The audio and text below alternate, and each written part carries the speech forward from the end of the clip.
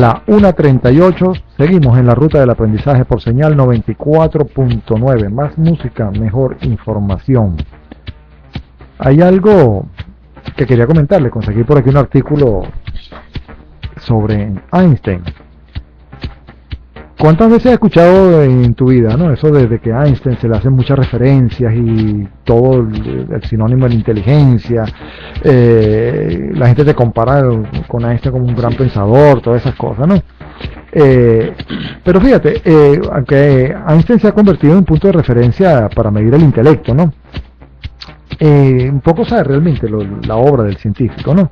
A lo largo de su vida, bueno, su famosa fórmula y su estudio de la relatividad. Pero en este artículo que estoy haciendo referencia, es interesante porque hace una relación, ¿no? En qué tienen en común los emprendedores con Einstein, ¿no? Desde el punto de vista de la parte intelectual, ¿no? Y dice que muchas de las características que lo llevaron a ser nombrado como la persona del siglo por la revista Time, también son las que motivan a las personas a emprender y triunfar en los negocios. Entonces, bueno, aquí hay una pequeña lista. Por ejemplo, la imaginación. Einstein decía que la imaginación es más importante que el conocimiento. Y entonces, fíjate, por ejemplo, el caso típico de Google, pues, tenían todos los conocimientos de habilidades que se necesitaban para tener éxito. Y sin embargo fue la imaginación lo que los hizo ir más allá y hacerlos tan famosos como lo son ahora.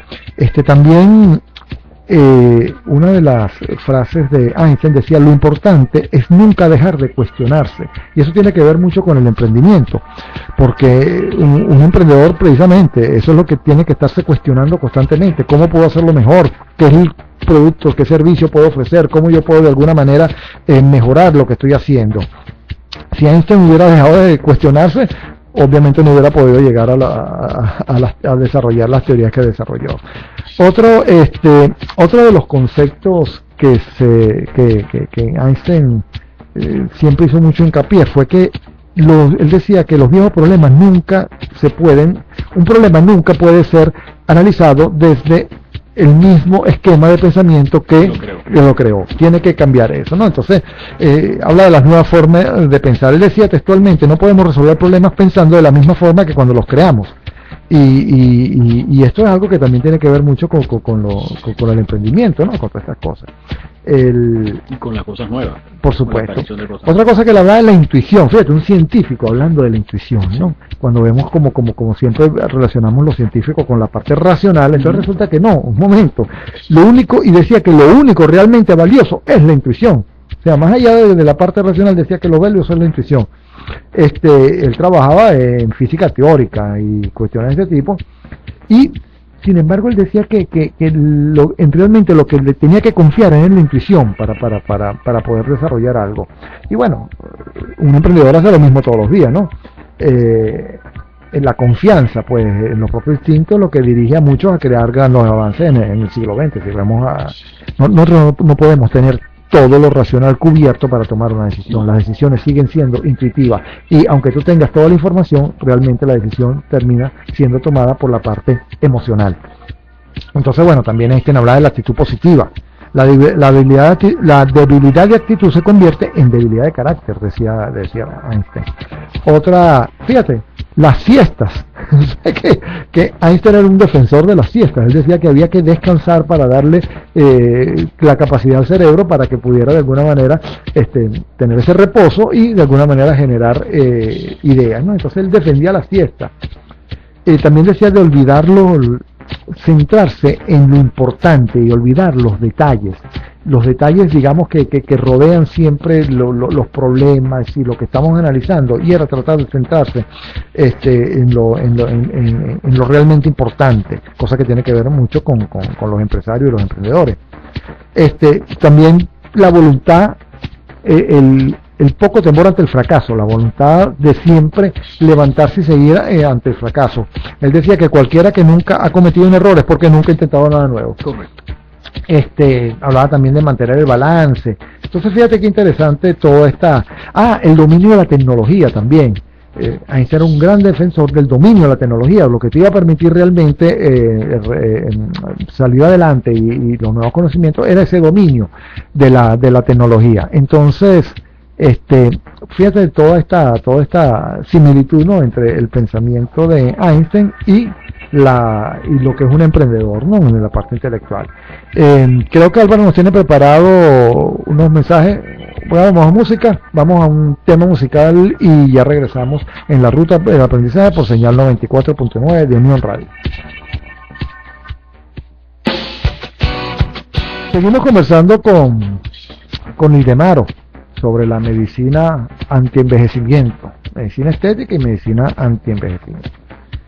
Y bueno, habíamos cerrado en el espacio anterior sobre los servicios que eso se prestan. Dime una cosa, Ildemaro, ¿qué gente acude más a tu consulta, los hombres o las mujeres? ¿Cómo es esta proporción? Pues la consulta, por lo menos el 85% es femenino, lo que vemos nosotros en consulta, pero la mujer siempre ha tendido más a cuidarse, hay más terapias orientadas al tratamiento de piel, que la mujer le sigue dando más importancia, pero sí va en aumento el número de hombres que comenzamos a ver por tratamiento, por ejemplo, quitarse las líneas de expresión con el Botox, que es muy conocido, y los tratamientos de mejoría del aspecto facial, del óvalo facial y del rejuvenecimiento de la piel. Sí es más, todavía sigue siendo la mujer. ¿Y qué servicios prestan? Le recordamos a nuestros escuchas que cualquier comentario o pregunta, el teléfono aquí en el estudio 0295-772-7707, y también este programa está siendo transmitido vía internet y pueden acceder a él en la página larutadelaprendizaje.com. Entran ahí y van a estar viendo el programa con video y por supuesto el audio. Entonces me dice que las mujeres, y en cuanto a eso, ¿qué servicio le pueden prestar a ustedes? ¿En qué pueden ustedes ayudar a alguien que quiera verse mejor? Pues? Bueno, hay de todo, lo que es el tratamiento facial, lo que es línea de expresión, tratamiento de piel con lo que es plasma rico en plaqueta, que es el derivado de la propia sangre de la persona, los tratamientos de rejuvenecimiento con láser, un láser de diodo especial para rejuvenecimiento facial y lifting facial no quirúrgico, o sea, no es nada completamente invasivo ni que requiera de un quirófano. El tratamiento de lo que es la obesidad o las grasas localizadas, las anestesias locales en el cuerpo, de lesiones como estrías, cicatrices, el acné facial, el acné corporal, tratamientos de lo que es el área del contorno de los ojos, el área del contorno labial. Es una en estética y es muy amplia la gama de tratamientos que existen para tratamientos. ¿Ustedes prestan todos esos servicios? Sí, todos esos servicios de rejuvenecimiento facial completo. Sí, y son muy seguros, digamos, estos tratamientos, los riesgos son... Los riesgos son mínimos, siempre hay procedimientos que son médicos, por ejemplo la aplicación de Botox, al haber una inyección ya es un procedimiento médico que debe ser aplicado por médicos. La unidad lo trabajamos solamente los médicos, pero va también, por ejemplo, lo que es el drenaje linfático manual, que es un tipo de masaje, por llamarlo de alguna manera, más que nada para retención líquido y los tratamientos postoperatorios, que lo hace una terapeuta que tenemos allá en el... Pero siempre supervisado, digamos, por siempre ustedes supervisado e indicado por médicos, sí, siempre es bajo supervisión e indicación médica. Bueno, los tratamientos médicos es el tratamiento que más riesgo podría traer. La mayoría de los tratamientos estéticos que son cutáneos, superficiales, como la radiofrecuencia facial y corporal, los tratamientos de ultrasonidos, los tratamientos con para limpiezas estéticas, para todos estos tratamientos son todos superficiales, no hay ruptura de la piel, no hay ningún tipo de lesión.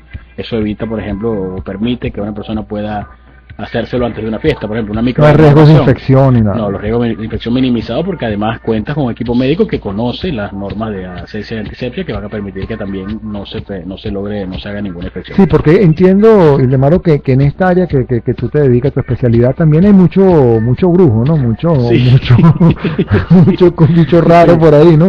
Bueno, es que siempre ese límite entre lo que era la peluquería, por llamarlo de alguna manera, o la estética de peluquería con la estética médica, que es una especialidad médica, siempre ha estado un poco borroso, porque siempre la cosmetología ha tratado de hacer siempre más, porque las cosmetólogas, aunque no creas, es un personal que se forma mucho, un personal que le encanta estarse educando.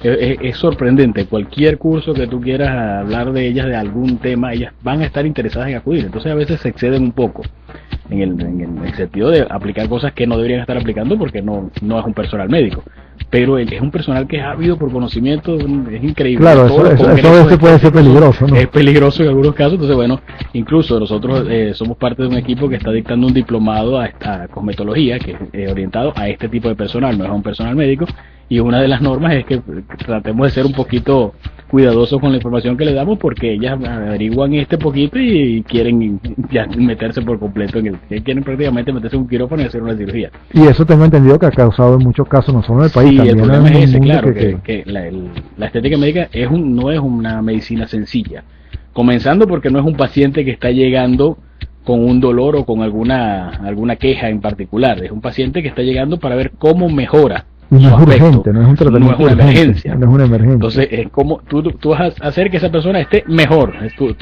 Lo que tienes que lograr es que mejore.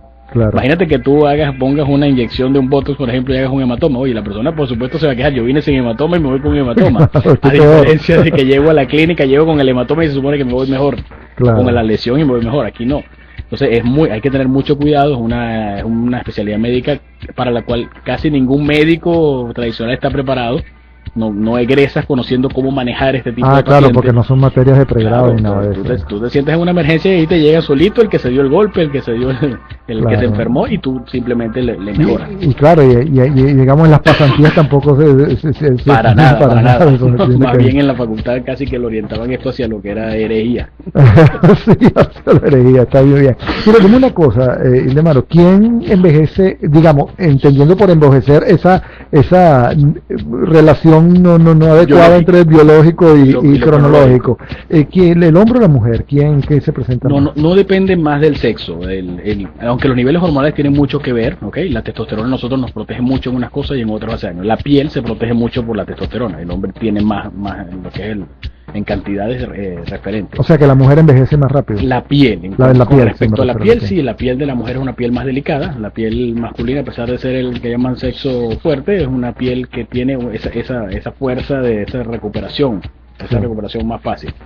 Pero sí, y aparte de eso, tenemos el factor cultural, que la mujer tiende más a utilizar productos en la cara, tanto para cuidarse, y las que se cuidan ven esos resultados con el tiempo, como los que lesionan, por ejemplo, el abuso del maquillaje, o alguna persona que lamentablemente ha utilizado alguna crema o que era para mejorarse y sin embargo vio un resultado contrario porque no era una crema de buena calidad o bien elaborada. Pero sí, en general la mujer va a manifestar primero, también porque primero están más pendientes. Ellas están mucho más pendientes de lo que aparece en la primera arruga. Si tenga 23 años, inmediatamente quiere resolver.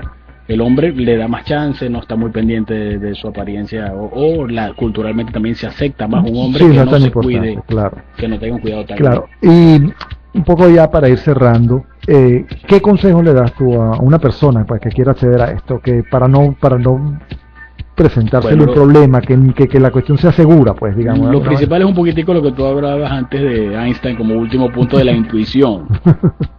Ser intuitivos en tu cuidado, en cómo cuidarte. Si te parece, si por ejemplo ya conoces que el comer algo que te hace beneficio te hace sentir mejor y que tienes una tendencia a mejorar en respecto a tu salud.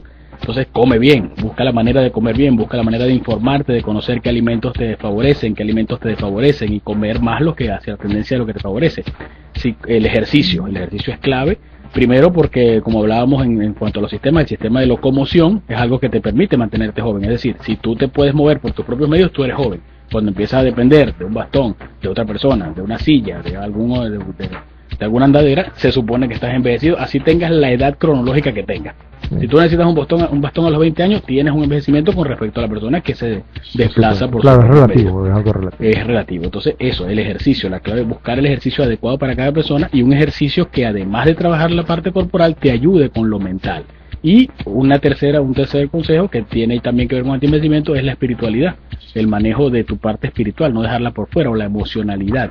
Saber manejar también, y eso lo tienes que incorporar a tu salud, a lo que es tu tratamiento de salud, por llamarlo de alguna manera. Con el manejo de estas tres cosas estás haciendo medicina de integral, pues la persona integral. Exactamente, todo su contexto. Exactamente. Y ya con eso yo diría que estás haciendo tu medicina de envejecimiento en casa, que mientras lo puedas hacer por tus propios medios, excelente, y cuando requiera de mejorar o de buscar un consejo de más especialización, para eso existe el profesional. Y entonces, aquellas personas que ya se sienten o tienen sus dudas de que no están muy bien en eso y quieren entonces de alguna manera acudir a un profesional, entonces por favor para eso estamos a la orden en el Ratán Plaza, en el centro de especialidades, el piso 3, en la unidad médica de estesis, y todo lo que podamos hacer por ayudarlos. Recuerden que es una medicina novedosa, que pueden incluso enterarse de muchas cosas que ni sospechaban que podían ayudarlos de alguna manera. aprovecharla incluso las personas que no tienen que esperar a tener algún Claro síntoma o algo, sino claro, antes de presentar los síntomas, y van a ver una diferencia en cuanto al bienestar y a la calidad de vida que tienen. Para una cita, algún teléfono donde pueden llamar. Mi teléfono particular, pueden llamarme al 0412-205-5411 y ahí podemos hacer alguna cita. Y repítelo por favor, el de Maro, para que... 0412-205-5411. Bueno, muy bien, muchas gracias, Ildemaro. Excelente toda la información que nos ha dado, y seguramente estaremos hablando en otras oportunidades sobre este tema tan interesante. Excelente, estamos dispuestos. Bueno, un poco para cerrando ya el programa, quería como siempre recomendarle algún libro. Hay un libro que conseguí que quiero recomendárselo, y se llama La sorprendente verdad sobre lo que nos motiva. La sorprendente verdad sobre qué nos motiva, exactamente ese es el título. Y se refiere a que la motivación de la persona ha pasado en la historia por 3 etapas. Una primera etapa en la cual nuestro estímulo era la simple supervivencia. Había que sobrevivir. Una segunda etapa en la cual los estímulos eran la recompensa y los castigos. Esa era la segunda etapa, digamos, de la motivación humana en la historia. Pero investigaciones recientes demuestran que estos parámetros funcionan a medias, y que la motivación más fuerte que tenemos nace de nosotros mismos. Es lo que se llama la motivación intrínseca. Entonces, este libro, que fue escrito, ya le voy a hacer exactamente el autor, Daniel Pink se llama, entonces habla sobre este concepto de motivación intrínseca, y realmente se lo recomiendo, porque es como, en otras palabras, que nada nos motiva, nosotros nos motivamos, nosotros mismos nos motivamos, nadie motiva a nadie, el ser humano se motiva a sí mismo. Por supuesto, alguien puede ayudar a que te motives, influir a que te motives, pero nadie te va a motivar. De eso se trata, ¿no? Y tiene que ver mucho, inclusive en los comportamientos empresariales, organizacionales, en la parte personal. Entonces, bueno, les recomiendo este libro. Muy útil en estos tiempos de desmotivación. Sí, en estos tiempos pareciera que es como que es un libro de cabecera, ¿no? Entonces, bueno, este programa llegó a ustedes gracias a nuestros anunciantes: Restaurante Dolphin, la mejor experiencia gastronómica de la isla de Margarita; el supermercado K-Market, el gigante de Punta de Piedras. En los controles nos acompañó Álvaro Panza con sus temas musicales y con llevando, digamos, la batuta del programa. Y bueno, frente a los micrófonos, quien les habla, Ulderico Martorano, quien además tiene el placer de invitarlos al próximo sábado a la 1 de la tarde, donde estaremos conversando de temas relacionados con crecimiento personal, con desarrollo empresarial, con la capacitación y la formación, en la ruta del aprendizaje por señal 94.9, más música, mejor información.